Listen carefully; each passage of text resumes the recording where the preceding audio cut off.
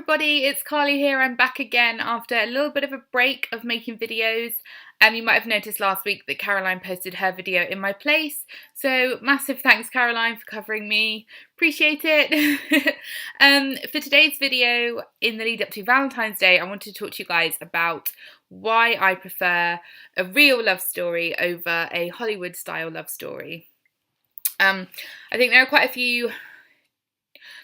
a few differences of opinion when it comes to this. My personal preference when I'm reading a romantic plot of a YA book or following a new relationship is that I love for it to be something that I could have gone through, one of my friends could have gone through, something that feels real and genuine and not the sort of fake Disney Hollywood style of things that you sometimes see.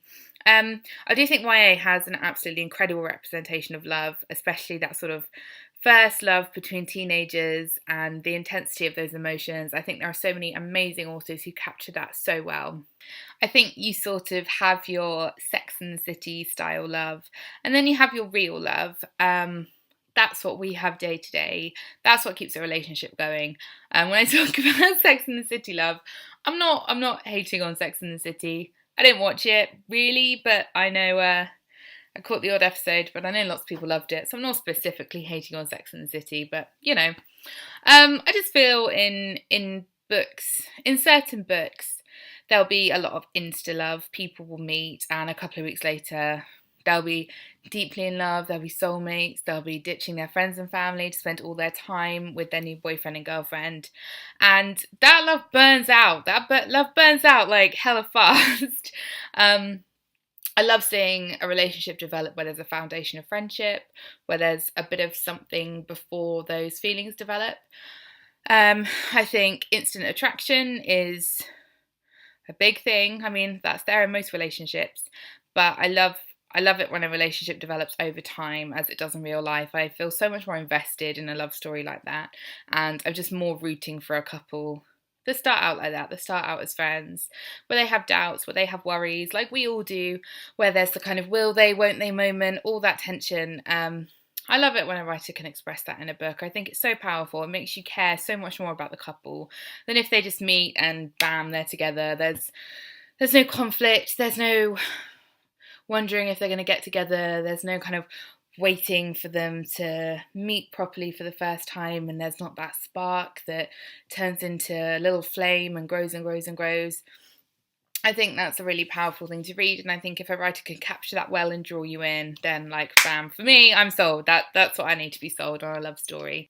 Apologies for the sharp change of setup. I'm in the same room, but I'm filming in a different room from usual, and I'm just trying to get the right light, so sorry about that, just bear with me. I'll be back in my normal spot next time anyway. I think the main thing with the kind of real love that I've talked about is that it's for everyone as well. It's inclusive. Everybody deserves a love story like that. That's not the kind of love story in a Hollywood movie which is reserved for beautiful people who just go off and be beautiful together.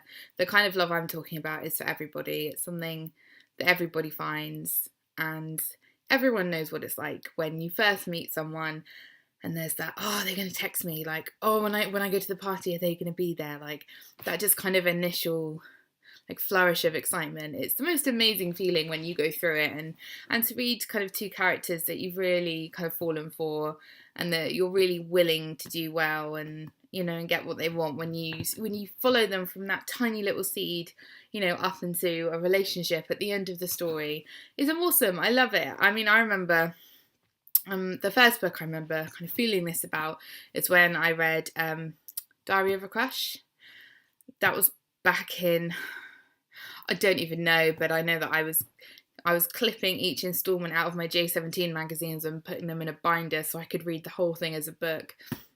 And following Edie and Dylan, I think that's the first time I really fell for love stories. It was just so real, and I was kind of at the age where I was starting to notice guys, I was starting to get my first crushes, my first boyfriends, and it just made me, it was the first book that made me think like, oh, I hope that's what it's like for me. And for a book to make you feel that is just so powerful. I mean, you all know what it's like when you connect with a book like that. And that's the first time I really really fell for that sort of love story, and I've been loving it ever since. I always love reading contemporary love stories, especially ones that kind of pan out a bit more realistically or true to our lives than other ones.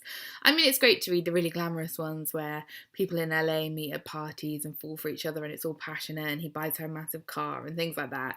You know, they're fun every so often, but I think it's the real...